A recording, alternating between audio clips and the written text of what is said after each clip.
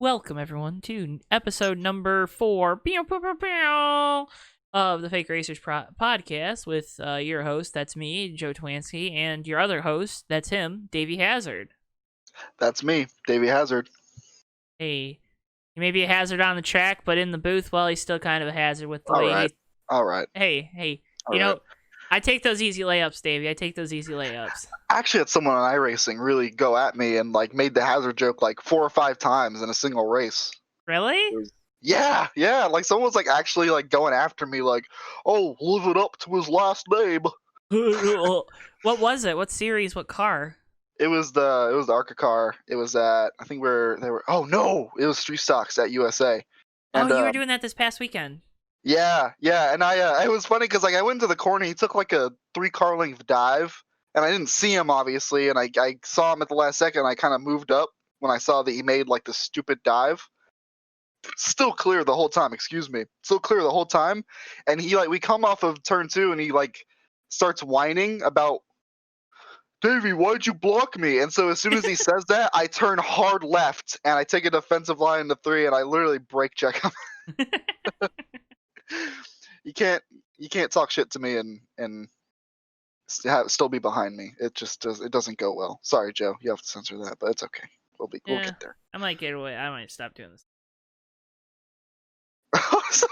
Sorry. No, not like it's you're so annoying. You swear all the time. Just I don't know.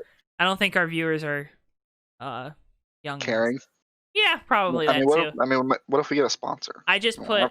Well, then we start. Then So I don't know. I'll put the number down. Yeah, you'll get that. I know I've started with the audio of people just to hear them, but I don't activate my mic at all because I don't have the most mature voice out there, so I don't need to be called a 6-year-old because I've been there, done that. But it's Monday. It's Monday, and we did not have a cup race yesterday. Well, we did for 50 laps of terrible rain racing. I don't know why. Yeah. We didn't have a cup race today, but something, since we don't have stuff like that to talk about. Yep. Let's talk about Texas. Oh God. They lost their points race, right? They're gonna move the All-Star race to Texas next year, which again, I think the idea of rotating the All-Star race has been something that's obviously been floated around a lot, and I think it's good that they're doing it, even if it's caused by the pandemic this year, and then caused by Texas not wanting to lose Eddie Gossage not wanting to lose a race. So they lose their race, and they're going to get the All-Star race. They'll probably make it Sunday night, whatever. Hell, they might run on the freaking Legends track. I just said a naughty. Ooh. So, with Texas, I wrote it down. It's not just the package or the track, right? It's a combination of both, because I think we saw decent racing Saturday with Xfinity. Yeah, Saturday was very good. I enjoyed Saturday. Are we going to talk about Saturday on its own? Or are we just going to kind of pick and choose where we talk about stuff with the Texas stuff? Just little anecdotes. Let's start with Saturday, right? Okay. And then we can talk about the track as a whole at the end of it. But so Saturday was a race. Certainly was. We got an F word on national TV. We got Ross Chastain looking like an idiot down the backstretch. In the notes I wrote, Ross Chastain makes an idiot of himself, and I think he did a good job after the race, but we'll get to that. Yeah. But Harrison Burton comes back, wins the dang thing after spinning through the grass. Won stage 1, spun in stage 2 through the grass. Somehow didn't tear the splitter off the front of the damn thing. Very impressive. In general, not just the not tearing the splitter off the front of the car. That was really impressive. Very impressive drive. Hey man, you got rebound. But yeah, talk about. I mean, that was a good race, right? I think we can all agree that was a good race. I think especially the final stage was really good. I think the first 2 stages were a Texas race. Make of it what you will. But the last stage, for some reason, the race really came alive. Yeah, I mean, I thought it was a good race. It's a good Xfinity race. They usually put on a pretty good product on 1.5 miles. Yep. Crazy how that works, right? Wild. They did Who knows? I think part of that too is the body. I know everyone always wants to talk about the spoiler and the motor, mainly the spoiler, I guess, with Xfinity, because they do have I think they still, I don't know, I'd have to look at spec sheets, but I think that body, being the composite body, has a lot to do with those cars running a little bit better, because I think the drivers feel a little more comfortable pushing them. You know what I mean? It's a lot easier to fix if you accidentally rub the wall off the corner or, make contact with the car down the straightaway. But late in the race, someone made contact down the back straightaway. What did you see there with Ross Chastain and Justin Allgaier? Ross Chastain just doing Ross Chastain things. Like, I don't know.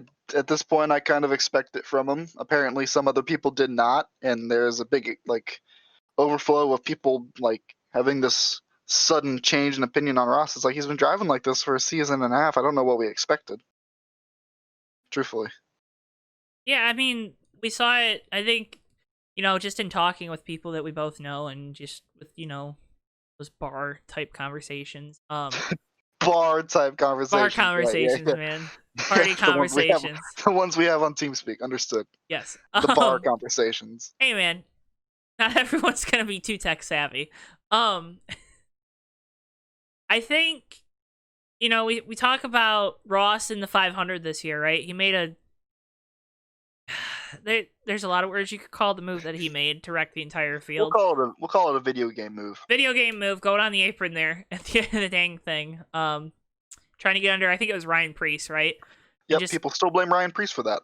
Yeah, well, because, Ross Chastain. So I think part of it is Ross Chastain's like the underdog, right? People like to root for the underdog. So a lot of times when you're rooting for a guy, you never find anything that he does to be wrong. Yep. Like there's people out there that there's JDM car and finished 15th a lot. Cool. Woo! But because there's people out there that say like Kyle Busch, oh, he's a patron saint. I don't think most people would say that. I don't think even Kyle Busch says that. Kyle Busch knows he's that's not, what I'm saying. Like, that's the fun of it. That's the good part. But I think people had the opinion and Ross. I mean, you got to give him credit though. He has built his own stock without big sponsors, without big manufacturer backing, and that's something that's very hard to do these days. We've seen few drivers be able to do that successfully.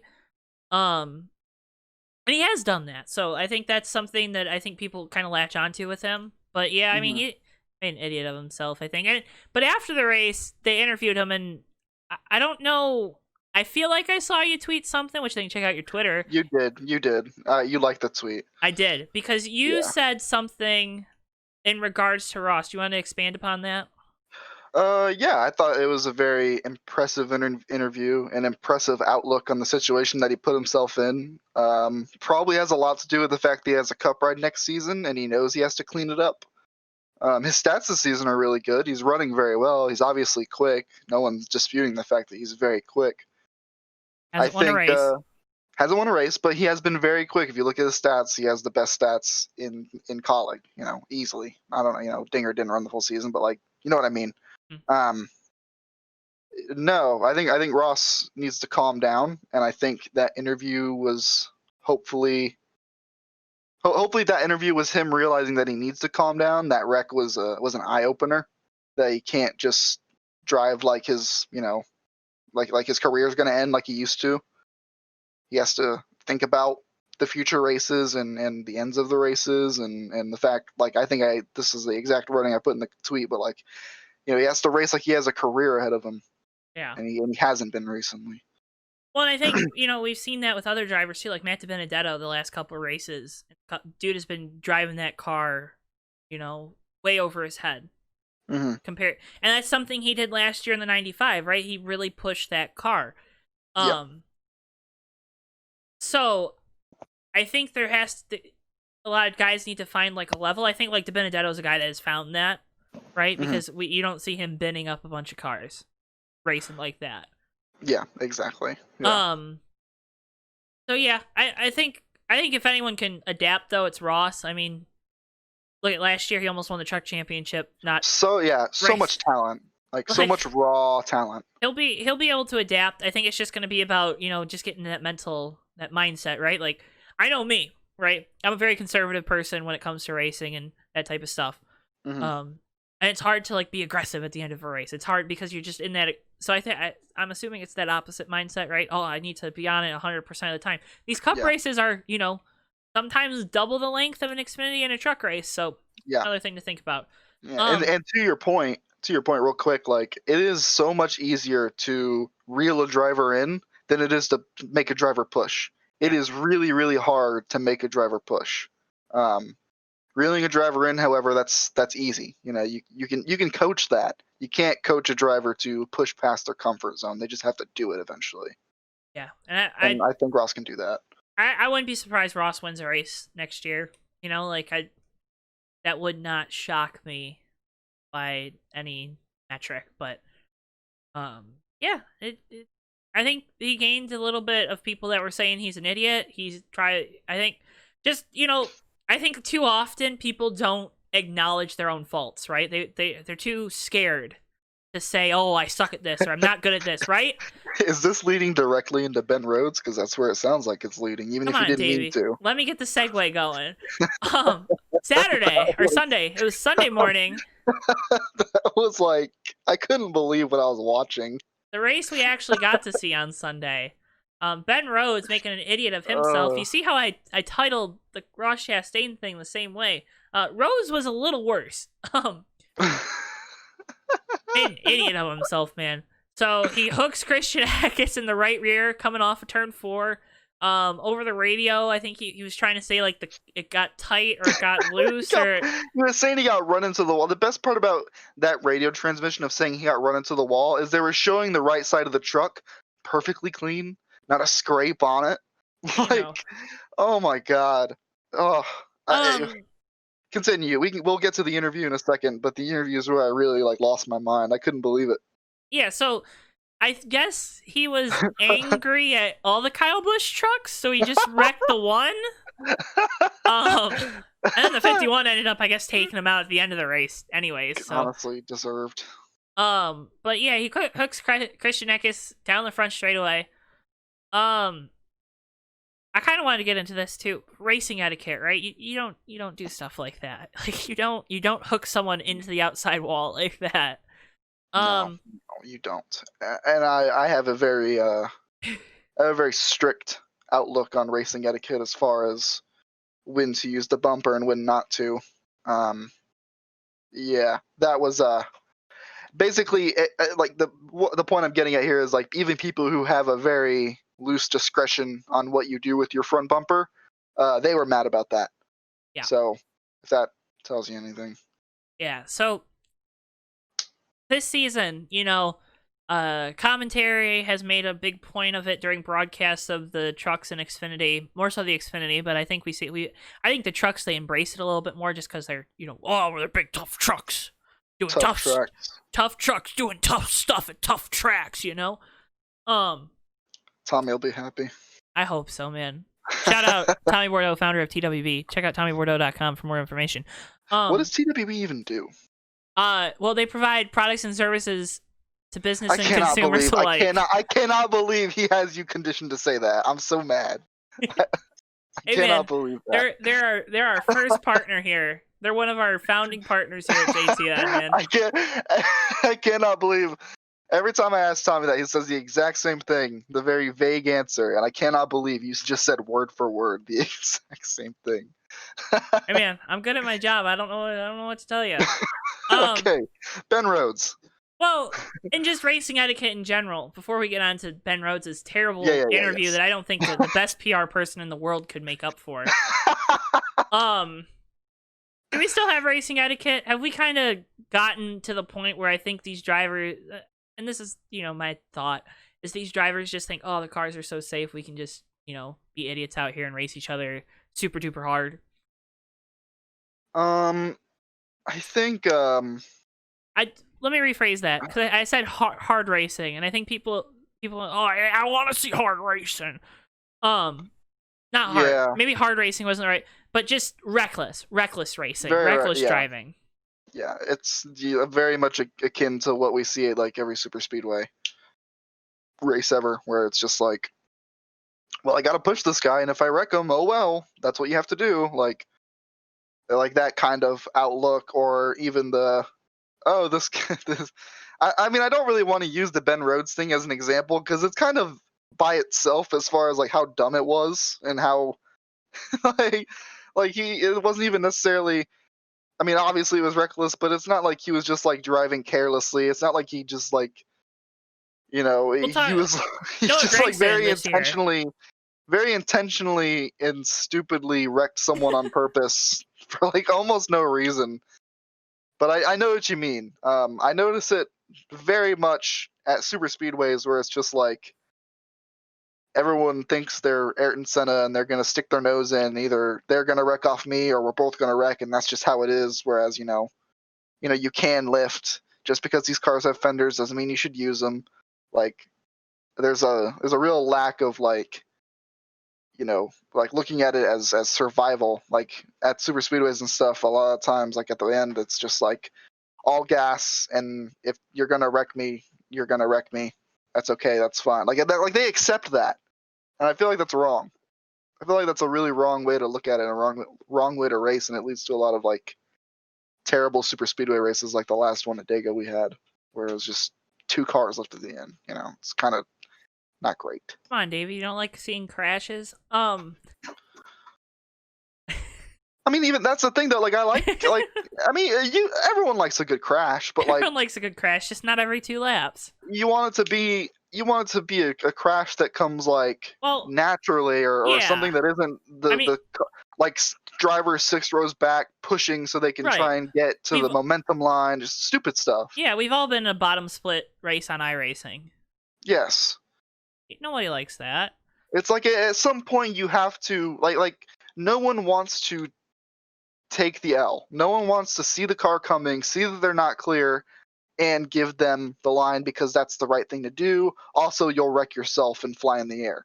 No one wants it. Everyone would rather fly in the air and have a small chance of winning than take a second place, or like even have a better run at the line and give them a line. Like everyone wants to just push Joe Logano, and just try and just stick their nose in and not accept the fact that maybe they're going to not have the preferred line, or maybe this car got inside of them. They just don't accept it, so they just keep going because they know they can. I don't like that. I think racing etiquette, I think we have etiquette. I think the etiquette has changed to that, and it's going to take something drastic for it to change. Like I think I don't, if this is the case, I don't want it to change, but I really truly think if a driver gets hurt is when we will see this change. That's the only time, because no one really cares. Yeah. Like, I mean, we saw Ryan Newman get hurt, but I guess that wasn't necessarily someone just being too aggressive. He walked out of the hospital 2 days later on his own power. Yeah, no, I get that, but like, they don't care. They don't care. I think if you ask Ryan Blaney, I think he cares. I'm sure he does. But like other guys, yeah. The field as a whole doesn't. Joey Logano still drove as aggressive or even more aggressive. Joey Logano still ran through 3 different cars at Talladega. Exactly. He doesn't care. No. And hey, commonality between Ben Rhodes and Joey Logano, their spotter. Ben Rhodes after the race. Sorry, I had to segue. Made an idiot of himself even more, huh? Well, you wanna talk about that a little bit? Because I only caught snippets.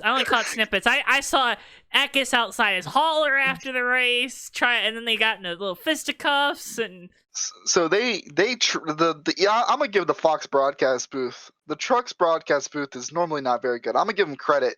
They tried as hard as they could to find the instance where he got ran into the wall, and they could not find it. They couldn't find it. So they just kept replaying the wreck. And they're like, I don't know, like, it's got to be a different incident, right? Like, he didn't do anything wrong. It's like so very clearly Ben Rhodes just being an idiot.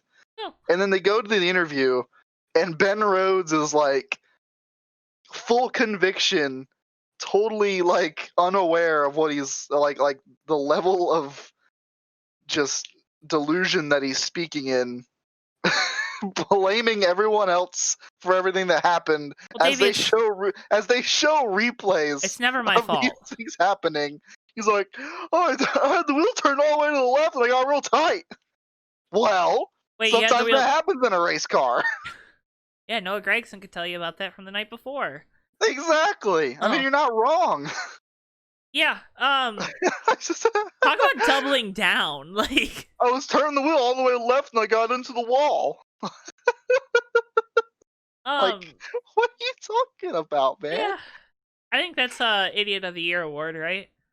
Gotta be like up there as far as I mean, just wacky, dumb moments. What would top it? Exactly. Yeah, you're right. Maybe Noah wrecking his entire team. I don't know. Like, I mean, yeah, well, that's a good one. Noah Gragson has a Noah Gragson real shout. wrecking Allgaier at Bristol. Like, brother. But yeah. I mean, the fact that he doubles down on it is what is kind of troubling, right? I mean, he just... It's very troubling. Like, dude, you're still in trucks. You're still you're still young, but you're still in trucks. You lost that Alpha Energy Solutions. I don't even know what that company was, but that was a partner with him for a while. Now he's in the Thor Sport truck, and Thor Sport doesn't really care who's in their trucks. They're looking for and doing something like that. Doing something like that. I know our buddy Joey really likes his fish sponge or whatever, but like, I don't know. Ben Rhodes gave him. I guess I think. Goodness gracious! I think this all ties back to Texas just being a terrible track since the reconfiguration, right? Yeah. Hey, you want a really wide track with one groove? Go to Texas. They tried. They tried. I think the couple of times I've heard Marcus Smith talk about, like, there was a really good episode of Dale Jr.'s podcast. Dale Jr. Download. 30 Mo Media.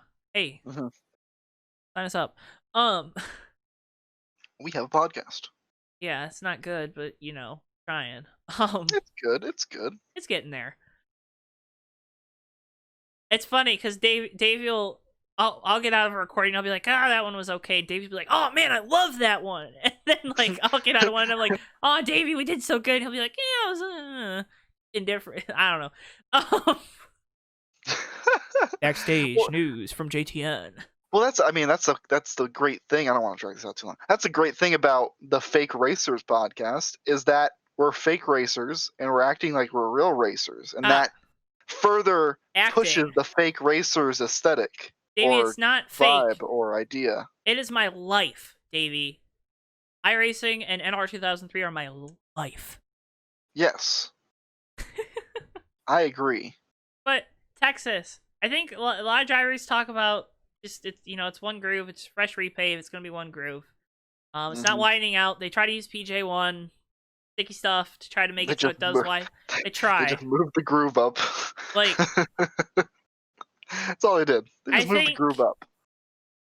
It's good that they took a race away from it. I think we get fatigued at these tracks more so than like they put on bad racing. I think like Las Vegas. Las Vegas used to be really good when we only went there once a year. Then we started going there twice a year, and it's like, wow, this second race is really bad. Yeah. I think part of it's a fatigue. We'll get into that when we talk about the schedule in the off season. But woo, Texas as a whole. I mean, Indycar is not even really good there either. So like, yeah, Kenny Brack would agree. Can they? There's nothing they can do to fix it, right? Until it weathers in, or they reconfigure it for the billionth time. Correct.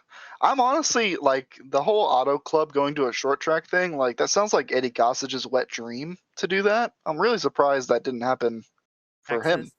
Yeah, he's probably gonna try to make it happen. I think having those condos in turn 2 is gonna make it so they can't do that.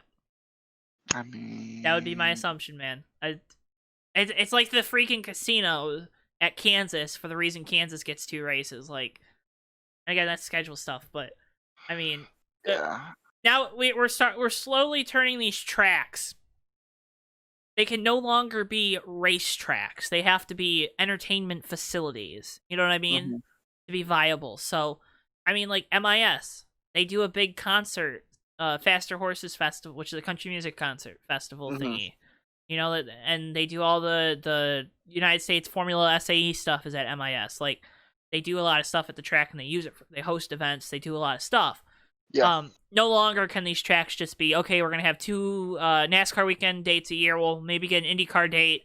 If it's a road course, we'll get And that's it. IMSA Trans Am. What? And that's it. That's it. That's all we have. We're just gonna use this land for 2 weekends a year, baby. Well, it's actually really similar to the VIR model, which VIR is like a multi-use facility. Mhm. I think they have something like 380 rentals a year, where like they can rent multiple like track rentals, just track rentals, and because they have multiple tracks on the premises, and also like they do like special forces training there. Like they have everything there. Yep. Hotel, restaurant, like VIR is a place to go. It's not just a racetrack, and that's kind of what everyone's following. It looks. Yeah, and I think that's going to be the move going forward, and we're going to keep seeing that. Atlanta's supposed to have a big development down there by one of the turns. Because I guess this, again, schedule stuff, but this might be the last year of Old Pavement Atlanta. But moving on from Texas sucks, and we still have not seen a cup race. We saw 53 laps in the mist. No. What, you didn't see a cup race? Oh, Jimmie Johnson won. It was a good race. No, Boyer was actually leading. No, Jimmie Johnson won. It was a really good race. Oh, did Boyer get disqualified? No, they ran. What are you talking about? They went green today. I saw the race. Oh. Jimmie Johnson won. I saw green on the radar. I didn't know that the radar being green was green flag. Yeah, Jimmie Johnson won. Oh, okay. Congrats, Jimmy. He's in the playoffs now. He locked in for Phoenix. Oh, he's locked in? Yeah. In your freaking dreams, dude. Anyways, moving on to his teammate. William Byron gonna have a new crew chief next year. We already knew that, but now we know who the crew chief is. Rudy Fugle moves over. Good for him. Okay, so Rudy Fugle has been a constant at Kyle Busch Motorsports, and just working with a lot of those TDR development guys. Last year, though, they put Rudy on the box for the 51 truck, which I think was their mistake. Put him on the box for that truck with Kyle driving it those first couple races, and then Eckes and Smith and all these other, Riley Herbst was probably in the truck, and Brandon Jones is they're like their all-star truck, right? Yeah. But they put him on that one last year, which was kind of confusing in my opinion, right? You want a young driver, you want to put him with a good crew chief. You don't want to, Kyle Busch doesn't need the best crew chief in the garage area to probably win races, but each their own. He won the races. Is having in your experience, not necessarily, with online racing, but like with your karting, right? Yeah. Is having someone there that and having a voice that you at least have a little trust in, does that kind of help when working on setups, working on just you're doing this wrong in this set of corners, or does that help? It can if it's the right person. Yes. When we have an extra person helping that we like, or we even got people that just not even necessarily people that help set up, or just like a familiar voice, like it keeps us focused, it keeps us on task, it keeps the pressure off a little bit, keeps everything loose. Basically, yeah, you're right. I think it's going to be good for William Byron to have a familiar voice in his ear. I don't know if that'll fix William Byron being subpar in the driving department. That kind of came out of left field. Wow. Yeah, I was kind of threw shade really quick there. Anyway, I mean, it's gonna improve it. It's gonna improve. I think it's kind of. I mean, it has to. It has. You really to cannot see a way where that gets worse, and if it gets worse, then there's a bigger problem in that little team. Well, and it has not just from it has to. It's an upgrade. It has to improve it.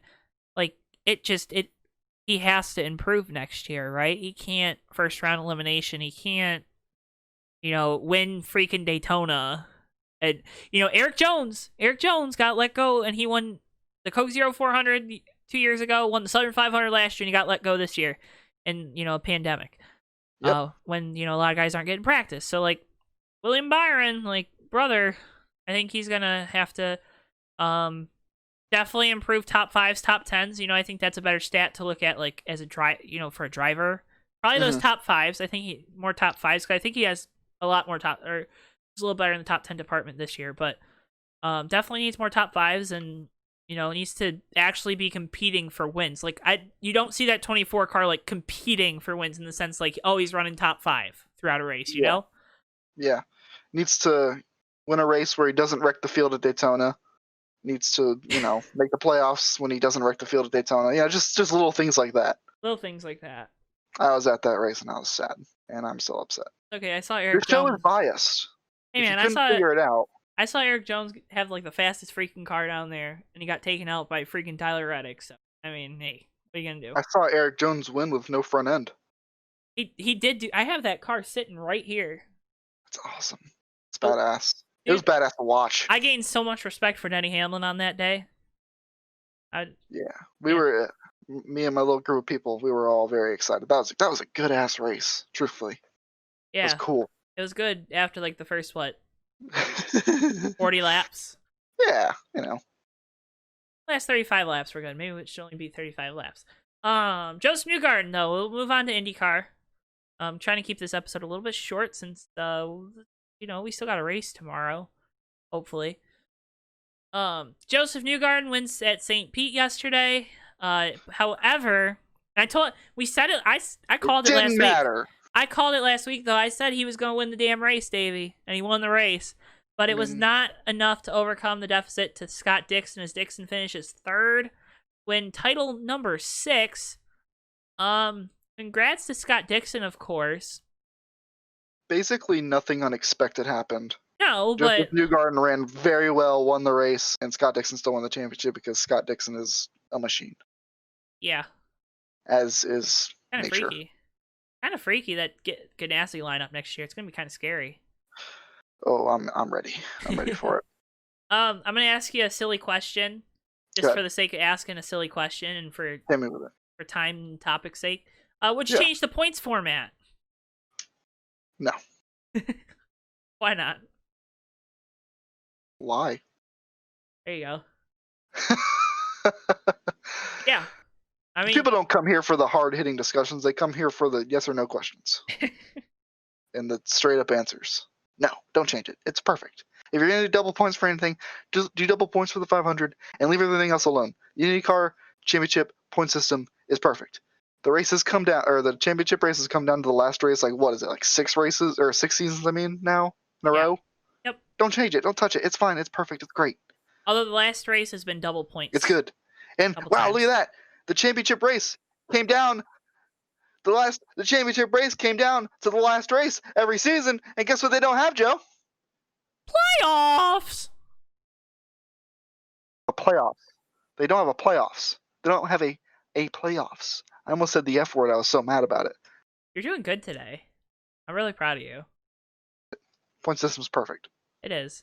When you talk about like IndyCar has the purest form of racing, NASCAR is like the most entertainment based, right? And purest form being like, okay, we race on ovals, we race on road courses. F1's where you want to go if you want like super uber technology, right? And IMSA and that type, endurance racing is if you want to see the test of machine, man and machine, right? Yeah, I wouldn't change it. It was just a question for question's sake, Yeah. If you want, the only thing just like bump the points up a little bit so there's a little more spread between the bottom positions, maybe, because I think like the last 5 or 6 people get 5 points. Maybe that's just because like the 500 has 30. I'd have to look at the points again. I can actually put it up right now. But like the 500 has 33 cars, where most of the time they're the 25 to 27 range, 28. So that's actually probably why that. Mm-hmm. That way, let's see. What was last week? The 20. Let's see. I don't edit any of this stuff out, man. So good. Yeah, so like positions 25 on. Okay, so yeah, those are all worth the same. Never mind. Redacted. Yeah, I think the points format's good because it's 5 points between. Well, it's 10 points first, second, and that's 5 back to third. And it's kind of like the old NASCAR format when they had their janky point system too. And awarded, I think it was like 385 for the winner or something. That was stupid. But yeah, it's fun. It's a fun time. IndyCar season's over. Dixon is your champion after coming out like a freaking bullet. However, silly season ramped up this weekend. 2 big announcements. Scott McLaughlin is going to be full-time next year in a 4th Penske. Did not have a good first race. And it was a crazy St. Petersburg race. It's because he's not used to being right side up. Come on, Davey. Come on. Is there Really? a problem with what I said? Really? Am I wrong? Really? Are we going to make those jokes? You're not denying it. I'm asking a question. The people want to hear it. They want to hear it? Yep. I had to look up Are you looking at the analytics? Yep, I'm looking at the analytics. Do people want to hear this? Dude, he's going to be really good. I mean, I think he's going to be really good. And obviously, you would think so. He had a bad first race, but... Yeah, I mean, he ran into... I can't tell who that was. He just ran into... I think it was... yeah, I forget who it was. It's a pink and white. I think it's Marco. Maybe? Marco? I thought Marco had a good... I thought Marco finished like a P4. Oh. I don't know. It's a pink and white car. I don't know who drove a pink and white car. Because VK ran into the back of him. Right. He ran into somebody. Point is, it's Scott McLaughlin. I think he'll figure it out by the end of it all, I think. Yeah. I mean, 3-time Supercar champ. Like, I mean, he's going to be good. He's going to be good. First race out. Can't expect too much. Unfortunately, I did say the only thing he can really try and to do and expect is to keep it in between the lines, and he didn't do that, but that's fine. We'll just move on. It's all good. It was tough. It's tough out, Tough first race. St. Pete is not an easy racetrack. Turn 1 is scary there, man. Turn 1 is really freaking scary. Exactly. That's a race I want to go to. St. Pete. That'd be such a cool race to go to. Hell yeah. St. Pete, and then, everyone says you gotta go to Road America, so I'm thinking about going to Road America next year. Road America is great. You know what you can see at Road America, Joe? The cars for about 20 seconds. No, well, yeah. Well, and also the number 48 Carvana machine driven by Jimmie Johnson. Oh, yeah. Big news. Carvana. Have you seen one of those car vending machines? Yes. There's so cool. In Jacksonville. Every time I go to Daytona, I drive by it. You're right. In Jacksonville, and I look over at it, I'm like, that is absurd. That's where I'm getting my next car, man. Yeah? I already decided. Now, it'll probably be a crappy car, but I'm going to get it from the freaking vending machine. By all means. So all 13 races, so Jimmy's running all the road courses. That was already kind of announced. Obviously, I don't think he was expecting that many road courses on the schedule. I don't think anyone was. But it is going to be a fun time for your man Jimmie Jam next year.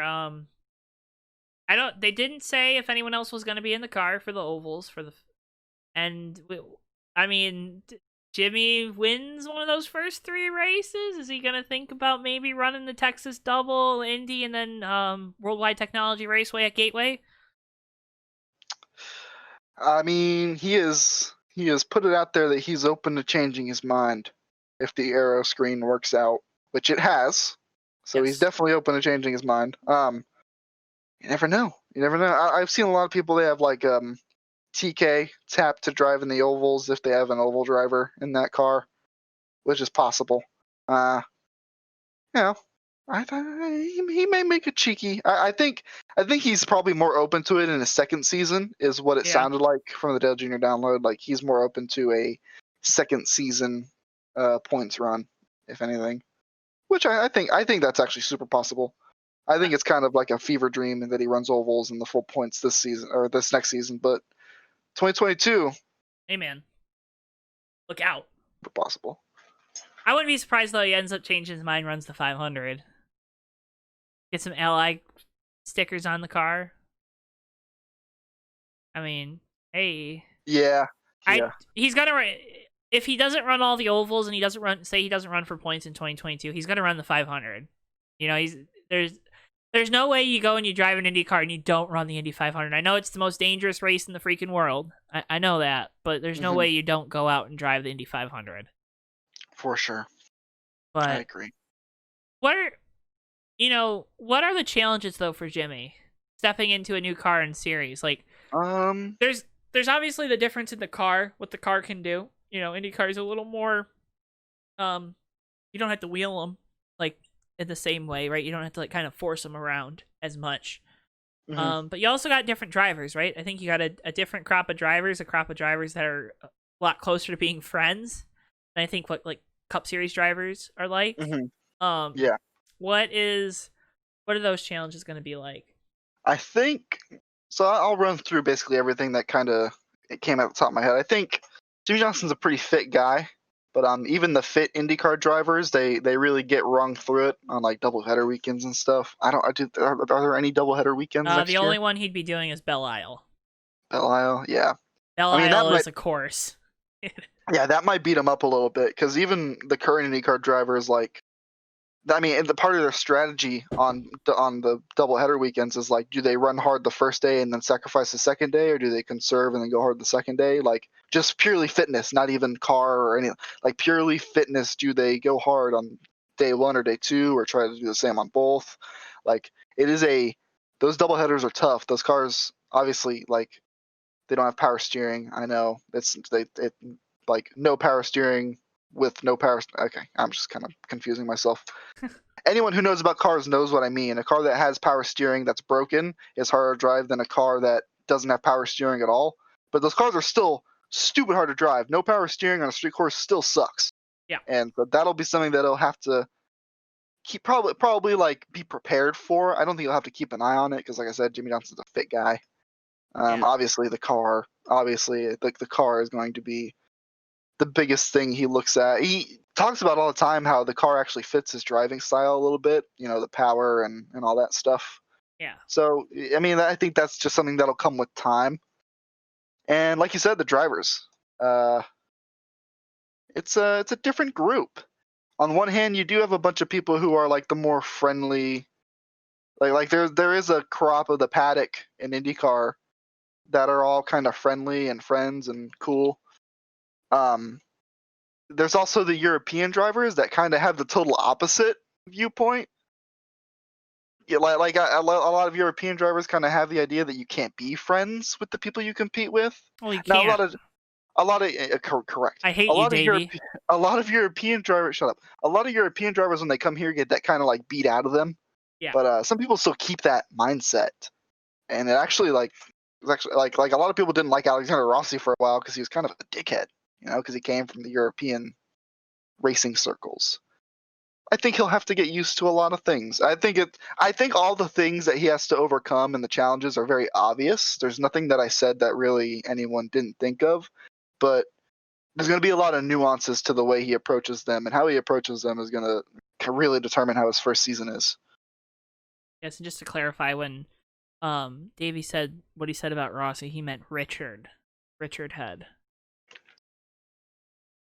Sorry, Davey, I gotta cover my butt. Wait, what? Nothing. Viewers at home will understand. Because I said the dick word. You did. It's okay. Gotcha. I'm probably not gonna bleep it out. I don't know. Richard. Hey, man. Can you imagine if we what if we called him Dick Petty? No. Like, I know this has probably been said before, but like, you would that. Exactly. Like, I don't like it. I don't like it. Hey, man. Food for like thought. That. Without Texas, I put on to Martinsville, but we don't know who wins Texas. Yeah, that kind of the Martinsville is largely determined by what happens this weekend. Because it's going to determine who's going to be a freaking idiot and who's not, right? We're going to get 500 laps at Martinsville. It'll end at night, which is going to be awesome. Hell yeah. So we are right now getting a night truck race on Friday for the trucks. Going to be interesting to see what happens with Ben Rhodes. I didn't write down the times we were talking about stuff tonight, Davey. I'm so silly.